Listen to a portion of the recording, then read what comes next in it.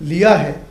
ऐसे महाराष्ट्र, राजस्थान, गोवा, वेस्ट बंगाल, सिक्किम, उत्तर प्रदेश, इन सभी राज्यों ने भी इसके अंदर हिस्सा लिया है। ऐसे लगभग 12 राज्यों के प्रतिनिधि इसमें शामिल हुए, जिसका उद्घाटन सत्र कल हरियाणा विधानसभा के अंदर, जिसमें माननीय लोकसभा अध्यक्ष श्री ओम बिरला जी और साथ में हमारे राज्यसभा के उपसभापति माननीय हरिवंश जी और हरियाणा के माननीय मुख्यमंत्री श्री नायब सिंह जी और सभी 5 राज्यों के जो विधायक यहाँ पर डेलीगेट के नाते जिन्होंने इसके अंदर हिस्सा लिया है, ऐसे लगभग 90 डेलीगेट्स इस सम्मेलन में उन्होंने हिस्सा लिया है।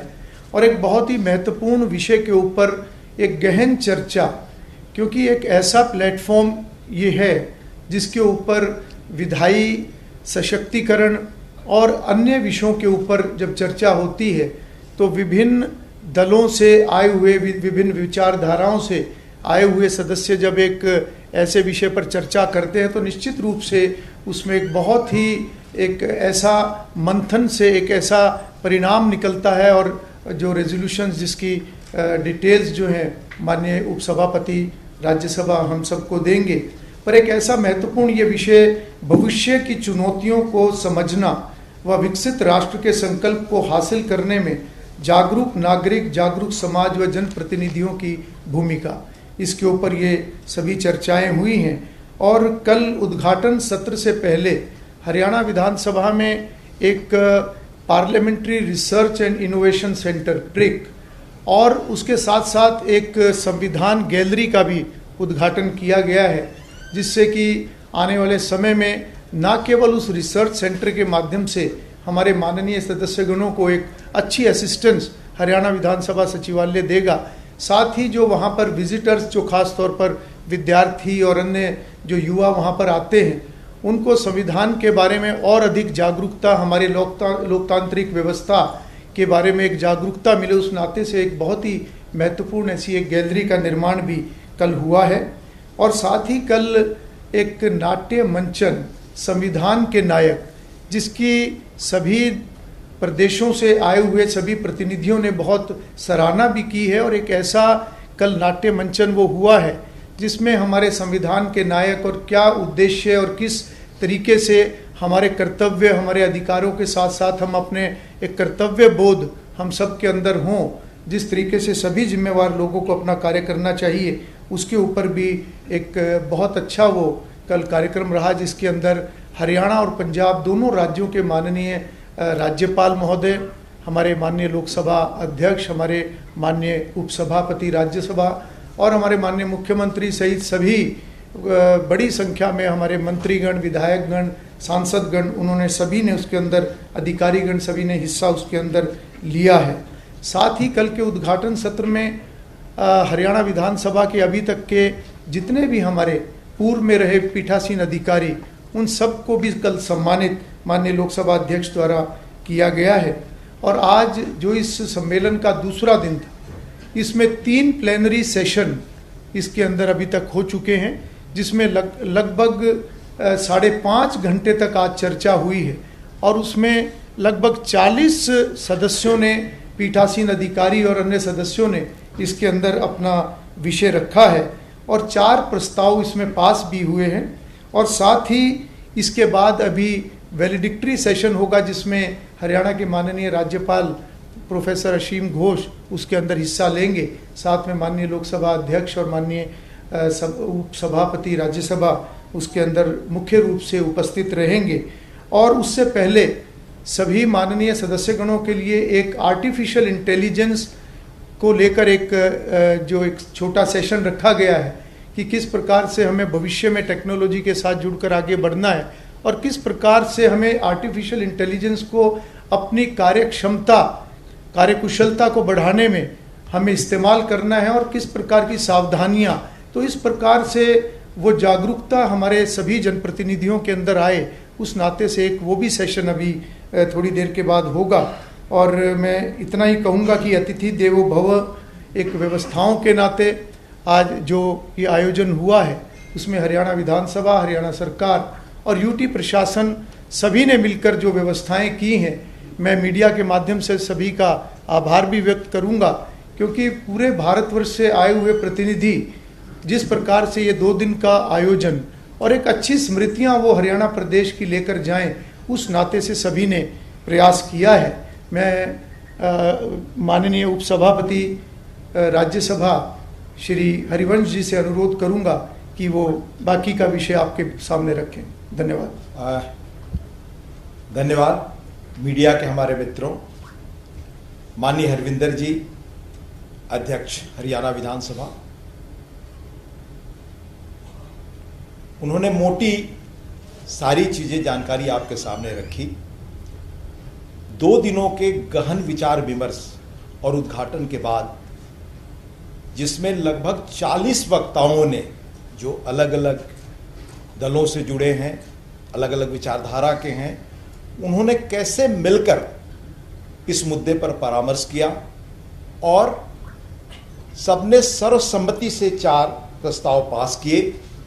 मैं उसका उल्लेख करूं, इसके पहले मैं यह कहना चाहूंगा कि इन प्रस्तावों के अतिरिक्त एक अलिखित प्रस्ताव भी जिसका उल्लेख हुआ, सर्वसम्मति से हुआ, वह कि श्रेष्ठ आयोजन के लिए, इस श्रेष्ठ संवाद के लिए हम सब ने मिलकर हरियाणा के विधानसभा के अध्यक्ष माननीय हरविंदर जी, विधानसभा के सचिव, अधिकारीगण, यूटी के अधिकारीगण, हरियाणा सरकार के उन सारे लोगों को धन्यवाद दिया जिन्होंने बहुत बेहतर तरीके से यहां इसका आयोजन किया,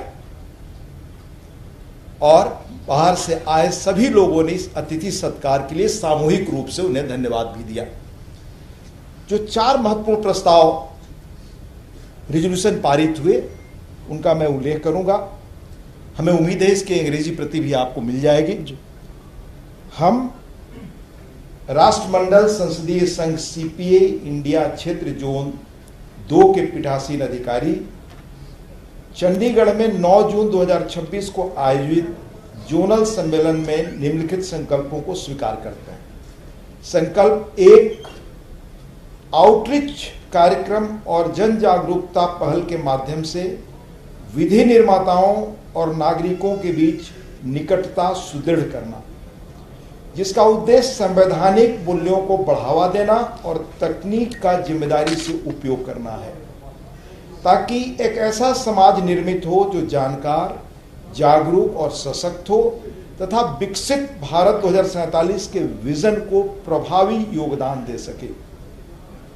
संकल्प 2, निरंतर प्रोफेशनल प्रशिक्षण, बेहतरीन संव्यवहारों के आदान प्रदान, आधुनिक तकनीकों के उपयोग और बेहतर अनुसंधान सपोर्ट के माध्यम से विधि निर्माताओं की क्षमता को सुदृढ़ करना। सम्मेलन ने माना कि प्रभावी शासन के लिए जानकार और सक्षम विधि निर्माता आवश्यक हैं। संकल्प 3, विधायी निगरानी को सुदृढ़ करना, लोकतांत्रिक प्रक्रियाओं में जनता का विश्वास बढ़ाना और नीति बनाने व उसे लागू करने में नागरिकों की अधिक से अधिक भागीदारी सुनिश्चित करना। अंतिम और चौथा संकल्प, सार्वजनिक सेवा प्रदायगी में पारदर्शिता, कार्यकुशलता और सुलभता बढ़ाने के लिए डिजिटल तकनीकों, एआई यानी कृत्रिम बुद्धिमत्ता और डाटा आधारित निर्णय लेने की प्रक्रिया के अधिक उपयोग को बढ़ावा देना। ये 4 मुख्य प्रस्ताव पारित हुए और 2 दिनों के अंदर उद्घाटन से लेकर अब तक क्या हो उसकी जानकारी माननीय हरियाणा विधानसभा के अध्यक्ष ने दी। अगर आपका कोई सवाल हो तो उसका जरूर हम उत्तर देना चाहेंगे, पर एक और महत्वपूर्ण सूचना आपको बताऊं कि इस पूरे कार्यक्रम में ई बसेस का उपयोग हुआ और माननीय स्पीकर से लेकर, यानी माननीय लोकसभा स्पीकर से लेकर आदरणीय ओम बिरला जी से लेकर सारे राज्यों से आए लोगों ने एक बस में एक साथ, यानी 3-4 बसें थी, उनमें हमने यात्रा की और महत्वपूर्ण जगहों पर गए, जिसमें हरियाणा के आदरणीय गवर्नर और आदरणीय सीएम भी साथ मौजूद थे। धन्यवाद। जब हम सीपीए की मीटिंग करते हैं, क्योंकि कई सालों से लगातार डिमांड अच्छा है, हमें मिला इस बार हरियाणा में हमें देखने का कि सीपीए का मिशन सम्मेलन कैसा होता है। ये तो हमें स्पीकर साहब भी आगे बताते थे कि वहाँ पर ऐसे हुआ, बहुत अच्छा हुआ।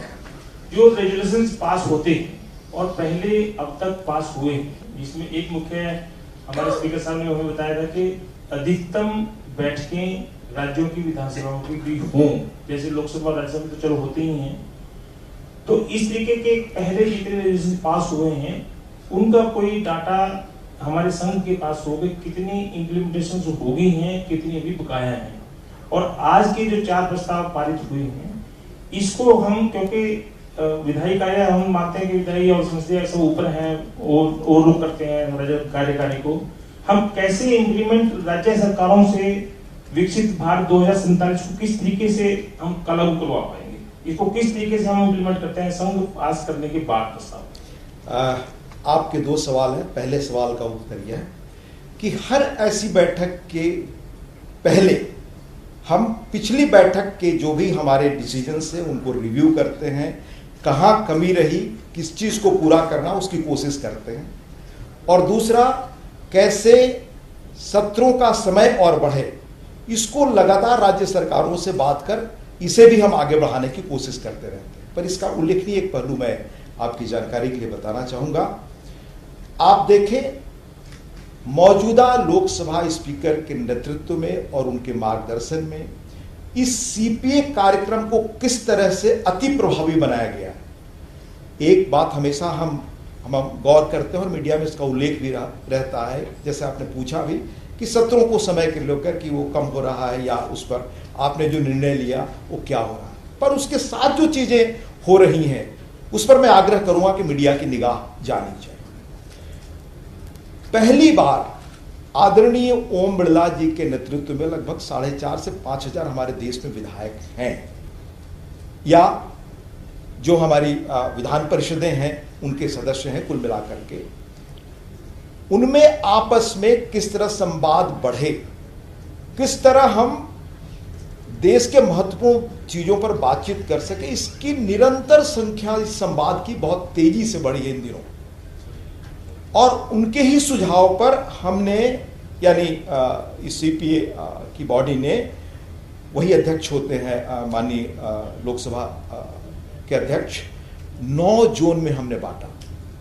यह दूसरा जोन है जिसमें दिल्ली, हरियाणा, हिमाचल प्रदेश, जम्मू कश्मीर और पंजाब है। 5 राज्य हैं और औसतन इस विभाजन यानी 9 हिस्से में रखने के पीछे कोशिश है कि लगभग मोर और लेस हमारे सभी विधायकों को ऐसे आयोजनों में बोलने का, सहभागी बनने का मौका मिले, वो अपनी दृष्टि रख सके। पहले जोन में उत्तर प्रदेश और उत्तराखंड 2 राज्य हैं, दूसरे जोन का मैंने उल्लेख किया। तीसरे जोन में अरुणाचल प्रदेश, आसाम, मणिपुर, मेघालय, मिजोरम, नागालैंड, सिक्किम, त्रिपुरा 8 राज्य हैं। जोन 4 में उड़ीसा, वेस्ट बंगाल 2 राज्य हैं। जोन 5 में बिहार, झारखंड 2 ब्रांच। 6 में छत्तीसगढ़, मध्य प्रदेश, राजस्थान। 7वें में गोवा, गुजरात, महाराष्ट्र। 8वें में आंध्र प्रदेश, कर्नाटक, तेलंगाना। 9वें में केरल, पुडुचेरी, तमिलनाडु। इस तरह सभी राज्यों में किस तरह इस आयोजन की संख्या बढ़े और सबको मौका मिले, ये आदरणीय लोकसभा अध्यक्ष जी के की दृष्टि से लगातार हो रहा है। तो एक ये पैरेलल सिस्टम का उल्लेख किया। अभी मैं अगर आपको पिछले 1 साल के अंदर का ही उल्लेख करूं तो इनके साथ साथ जैसे national conference on estimate committees of parliament and state and UT legislative bodies, इस कमेटी जो पार्लियामेंट में इसकी कमेटी है एस्टीमेट की, काफ़ी दिनों बाद, और साथ साथ स्टेट्स और यूटी की जो लेजिस्लेटिव बॉडीज हैं उनके अध्यक्षों की बैठक, हम कैसे अपनी एस्टीमेट कमेटी में जो हमारी भूमिका है उसको बेहतर बना सकें, ये बंबई में हुई। National conference of SC/ST welfare committee of parliament and state legislatures in Bhubaneswar. फिर conference of committees on empowerment of women in Tirupati, Andhra Pradesh. इस तरह से लगातार, इसके अलावा all India presiding officers conference भी, जिसमें सभी विधानसभाओं के अध्यक्ष या विधान परिषदों के चेयरमैन, उपाध्यक्ष, बाकी विधायक आते हैं और जो चुनौतियां हम सबके सामने हैं उनको कैसे उनका हम निदान निकालें, इसकी निरंतर कोशिश करते हैं। मुझे लगता है कि आपके दोनों चीज़ों के बारे में मैंने व्यापक जानकारी दी। Thank you. Good evening, sir. एक yes please. Yeah. So we spoke of AI, use of AI in parliamentary proceedings and legislative. So can you elaborate on it, how AI will play a role in parliamentary proceedings and legislative proceedings? Also, can you share how do you handle very tough situations in Rajya Sabha when the situation goes out of hands, when they go against the decorum of the Rajya Sabha because it is supposed to be on a higher pedestal? So, these two questions. सबसे पहले AI के बारे में आप जानते हैं ये evolving technology है। हमारे सभी माननीय सदस्यों ने उसके बारे में अपने विचार, कंसर्न्स और उसके पॉजिटिव उपयोग क्या हो सकते हैं इस पर चर्चा की। निश्चित तौर से इस पर और आगे परामर्श होगा और अभी आप जानते हैं कि इवॉल्विंग टेक्नोलॉजी है। पर पार्लियामेंट के बारे में आपको एक महत्वपूर्ण सूचना देना चाहूँगा और हमारे राज्यों की विधानसभाएं और विधानमंडल भी इसी रास्ते पर हैं। पहला, जब हम सब 14 में जो मैं सांसद बनकर आया तो हमारे पास जो पेपर्स आते थे, हर सांसद के पास, हर विभाग से जुड़े हुए, अगर हम उन्हें रखें तो वो 2 दिन में कमरे भरते थे, पर आज पेपरलेस है पार्लियामेंट।